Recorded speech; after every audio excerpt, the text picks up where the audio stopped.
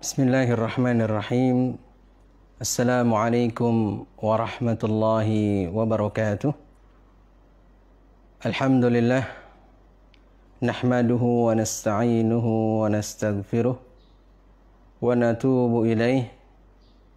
Wa na'udzu billahi min syururi anfusina wa min sayyiati a'malina. Man yahdihillahu fala mudilla lahu. ومن يضلل فلا هادي له أشهد أن لا إله إلا الله وحده لا شريك له وأشهد أن محمدا عبده ورسوله اللهم صل وسلم وبارك على نبينا محمد وعلى آله وأصحابه أجمعين ومن تبعهم بإحسان إلى يوم الدين أما بعد.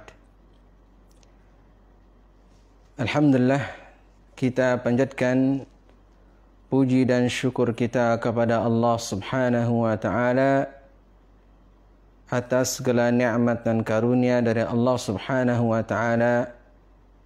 Kembali pada pagi hari ini kita dipertemukan oleh Allah Subhanahu wa Ta'ala dalam pelajaran akhlak. Mudah-mudahan Allah Subhanahu wa Ta'ala senantiasa memberikan dan mencurahkan taufik bagi kita di dalam ilmu kita dan juga di dalam amal kita. Ikhwas sekalian, terutama adalah kelas 11 SMKI Al-I'tisam Karawang, tidak boleh kita lupa bahwa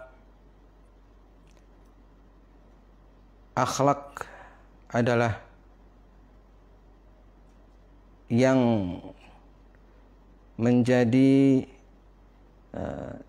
ciri dan juga perhiasan bagi seorang muslim.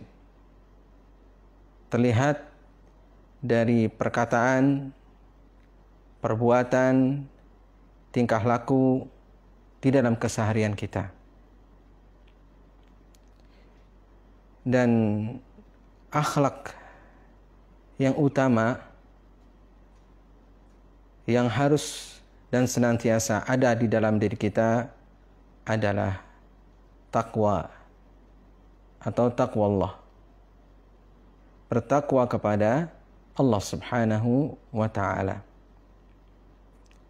Karena takwa kepada Allah Subhanahu wa Ta'ala inilah yang akan menyebabkan diri kita menjadi orang yang paling mulia di sisi Allah Subhanahu wa Ta'ala.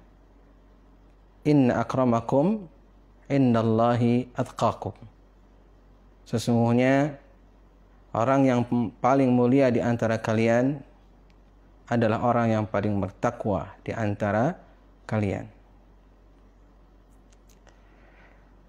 Pada pagi hari ini insya Allah kita akan memahami tentang pengertian dari takwa atau definisi dari takwa. Setiap hari Jumat biasa khatib selalu mewasiatkan takwa kepada Allah Subhanahu wa Ta'ala. Namun sudahkah kita memahami dengan benar, memahami dengan sungguh-sungguh, kemudian tercermin takwa itu di dalam keseharian kita, di dalam pembicaraan kita, di dalam perbuatan kita, di rumah kita, di lingkungan kita. Itu seharusnya adalah ada ciri daripada takwa itu sendiri, atau terlihat takwa itu sendiri. Sehingga takwa itu adalah bukan hanya di masjid, atau bukan hanya saat-saat tertentu saja. Akan tetapi takwa kepada Allah Subhanahu wa Ta'ala itu adalah di segala keadaan, baik ketika kita sendirian ataupun ketika kita bersama orang lain. Para ulama mereka mendefinisikan takwa itu dengan berbagai macam redaksi, dengan berbagai macam ungkapan-ungkapan.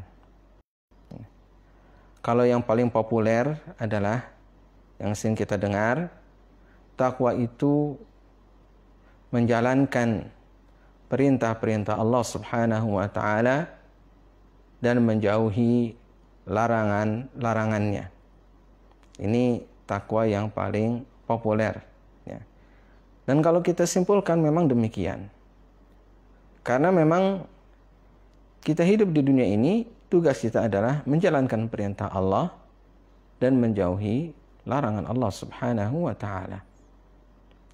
Dinul Islam keseluruhannya juga kalau kita simpulkan adalah dua.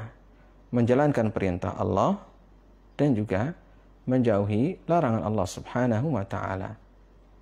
Perintah Allah banyak, ya. Kemudian larangan Allah juga adalah banyak. Tinggal kita bisa memilih mana perintah dan mana larangan. Dari mana kita ketahui perintah dan larangan tersebut? Kita ketahui dari ilmu. Ya, berarti kita harus mempelajari, ya. Mempelajari tentang syariat Allah Subhanahu wa taala. Berilmu tentang syariat Allah Subhanahu wa taala. Di dalam Al-Quran, Allah Subhanahu wa taala memerintahkan. Dan juga di dalam Al-Quran ada juga larangan-larangan Allah Subhanahu wa taala. Melalui Rasulullah sallallahu alaihi wasallam kita juga akan mendapatkan mana perintah dan mana larangan. Nah, perintah dan larangan inilah yang harus kita perhatikan, maka kita harus belajar. Maka bisa diambil kesimpulan, ya, tidak mungkin kita bertakwa kepada Allah Subhanahu wa taala kalau kita tidak berilmu. Kalau kita tidak mengetahui, tidak memahami mana perintah dan mana larangan. Ya, jelas. Ini tentang perintah dan larangan.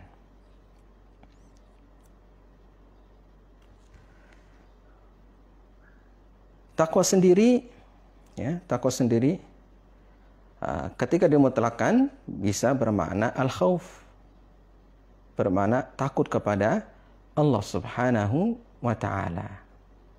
Ya. Takwa bermakna takut kepada Allah Subhanahu wa taala. Ya, takut terhadap azab Allah Subhanahu wa taala. Kalau seseorang tidak takut terhadap azab Allah Subhanahu wa taala, maka dia tidak akan menjadi orang yang bertakwa. Ya. Ini yang pertama.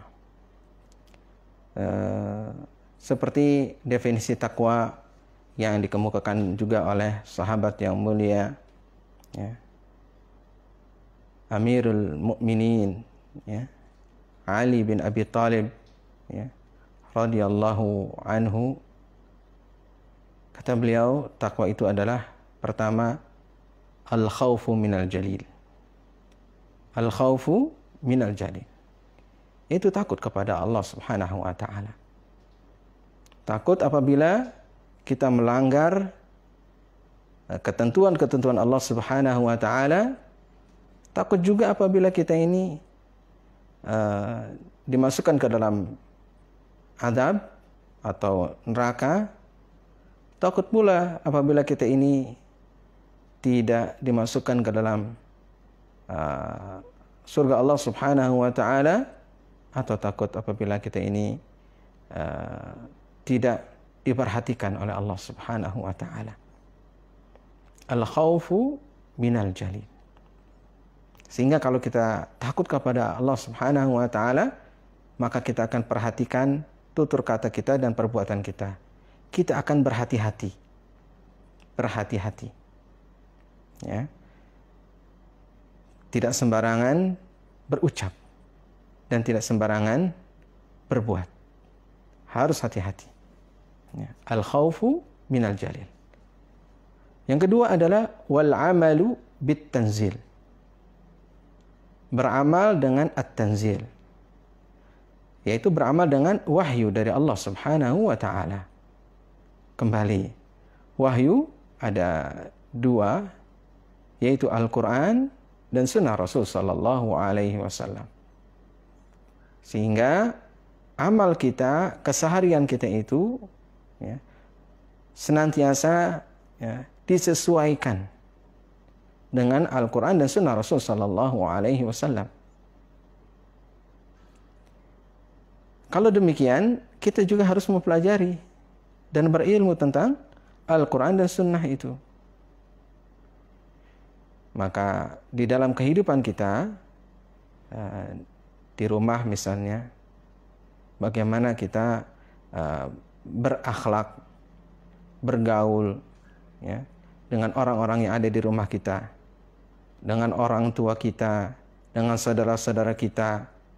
Nah, bagian dari takwa kepada Allah Subhanahu wa taala adalah kita berbuat baik, bermuamalah dengan baik dengan orang-orang yang ada di sekeliling kita.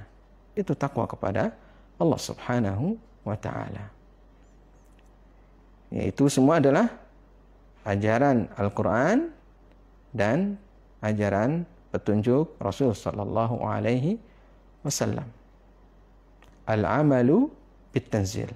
Beramal dengan at-tanzil, beramal dengan wahyu. Berarti kita harus memahami Al-Quran dan Sunnah Rasul sallallahu alaihi wasallam. Ya. Kemudian ya, yang ketiga, ya, setelah kita beramal dengan at-tanzil adalah wal qana'atu bil qalil. Qana'ah. Qana'ah itu adalah merasa cukup, ya. Merasa tidak kurang. Qana'ah. Tidak kurang atau merasa cukup, ya. Merasa puas bil qalil, dengan sesuatu yang sedikit. Nah, ini juga disebut takwa kepada Allah Subhanahu wa taala. Ini berkaitan dengan misalnya rezeki ya, yang Allah Subhanahu wa taala anugerahkan kepada kita. Ya. Berapapun yang Allah berikan, yang Allah rezekikan, kita bersyukur kepada Allah Subhanahu wa taala. Orang yang tidak bersyukur kepada Allah Subhanahu wa taala, maka dia bukanlah orang yang qanaah. Nah, syukur dan qanaah ini adalah tidak bisa dipisahkan. Ya. Orang yang tidak qanaah tidak akan bersyukur kepada Allah Subhanahu wa taala. Dan kalau orang itu tidak bersyukur kepada Allah, tidak akan bisa qanaah. Ya, demikian antara syukur dan qanaah. Ya.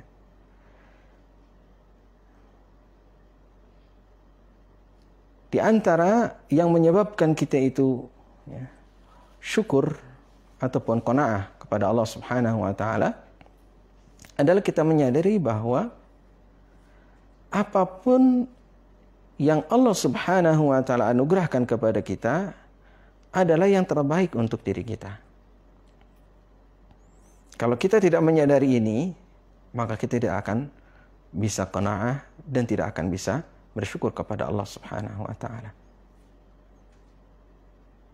Kalau kita hidupnya tidak bersyukur, tidak qanaah kepada Allah, mungkin akan melanggar ya, batasan-batasan ataupun larangan-larangan Allah Subhanahu wa taala. Betapa banyak ya, orang melakukan kejahatan karena tidak qanaah dengan apa yang Allah anugerahkan. Dia selalu merasa kurang. Sehingga apa? Dia mengambil hak orang lain. Ya.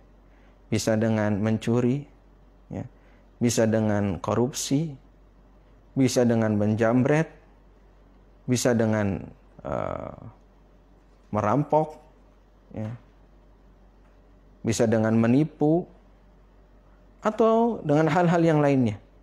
Kenapa bisa terjadi seperti itu? Karena tidak pernah bersyukur kepada Allah dan selalu merasa kurang dengan apa yang Allah Subhanahu wa taala anugerahkan.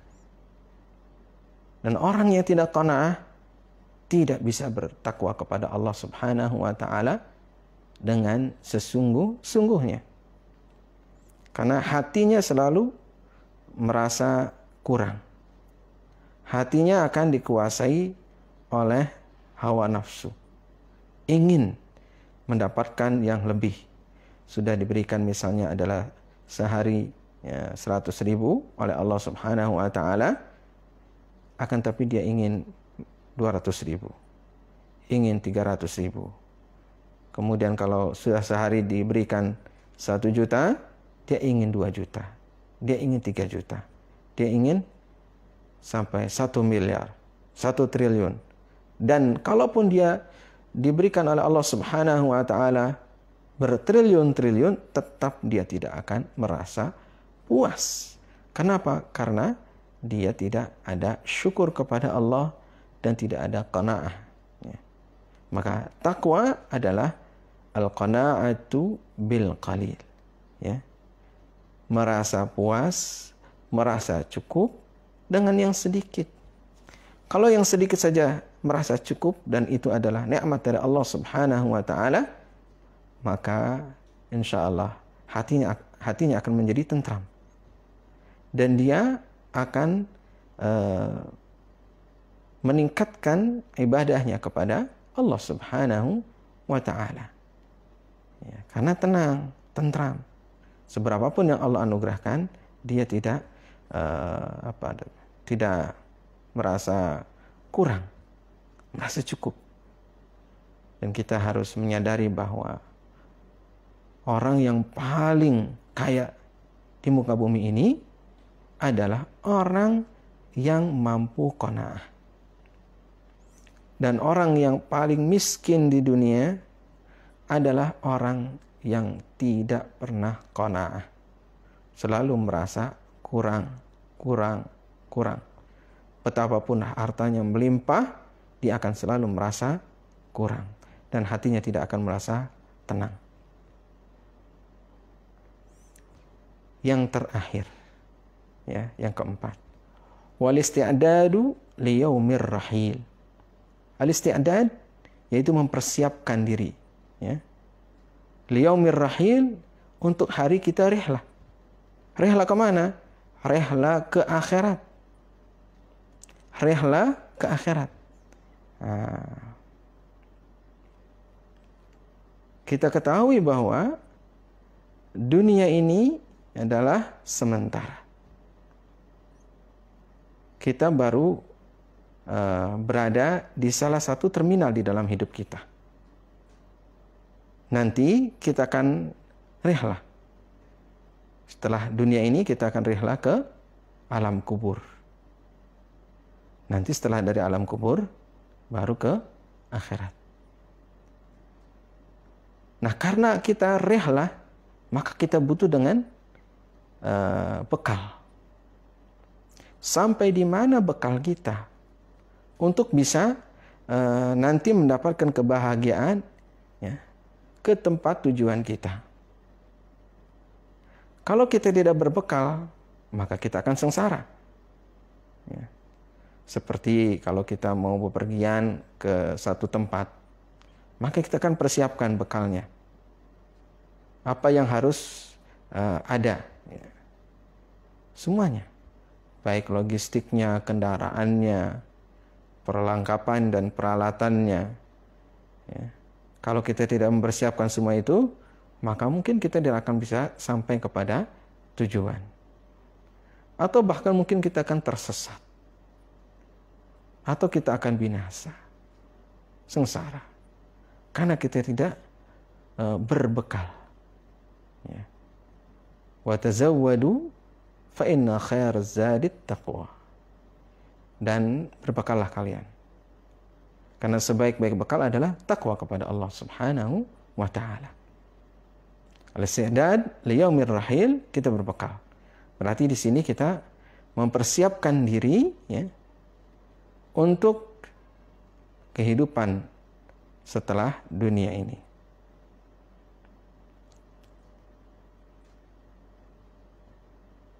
Ada dalam salah satu hadis Rasul sallallahu alaihi wasallam yang sebagian ulama mendhaifkannya, akan sebagian yang lain juga menghasankannya, yaitu al-kayyisu man dana nafsahu wa amila lima ba'dal maut. Orang yang cerdas, orang yang pandai adalah orang yang mempersiapkan dirinya untuk kehidupan setelah mati.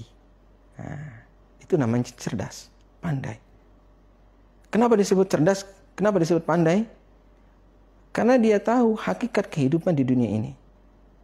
Bahwa hakikat kehidupan di dunia ini adalah sementara, dan kita di dunia ini berbekal untuk kehidupan setelah dunia ini. Yaitu mulai dari alam kubur sampai dengan akhirat. Dan disebut orang yang bodoh kalau misalnya kita tidak tahu tentang hakikat kehidupan dunia. Ya, ini seakan-akan kita hidup di dunia ini selamanya. Atau setelah kematian tidak ada apa-apa. Sehingga dia memperturutkan seluruh hawa nafsunya di dunia ini. Dia tidak lagi memperdulikan halal dan haram. Ya, yang penting senang. Orang seperti ini ada orang yang bodoh, orang yang akan merugi. Karena apa? Karena nanti ketika dia masuk ke dalam alam kubur, ternyata dia tidak mempunyai bekal apapun. Dan dia akan menyesal. Namun penyesalan sudah tidak ada gunanya, karena dia tidak akan mampu untuk kembali ke dunia ini. Jadi berbekal di dunia ini dengan amal saleh. Kemudian perhatikan rambu-rambu dari Allah Subhanahu wa taala berupa syariat. Mana yang harus dikerjakan dan mana yang harus ditinggalkan. Mana larangan, mana perintah. Perhatikan dengan sebaik-baiknya.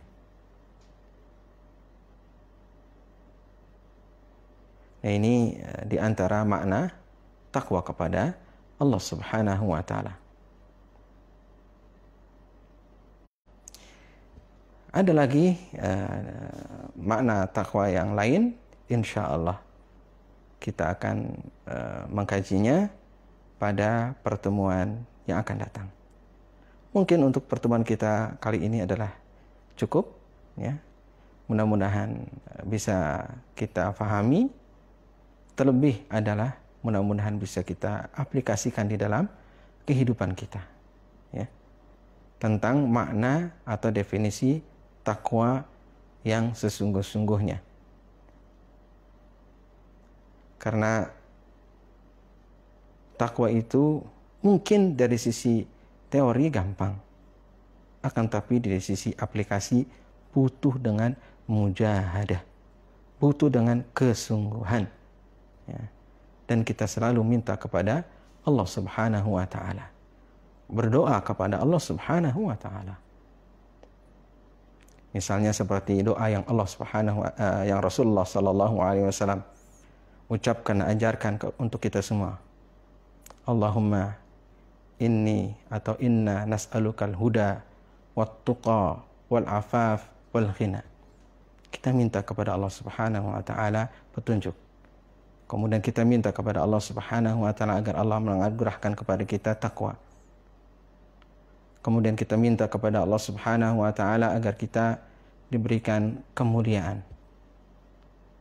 Kemudian juga kita minta kepada Allah Subhanahu wa taala agar kita dicukupkan oleh Allah Subhanahu wa taala.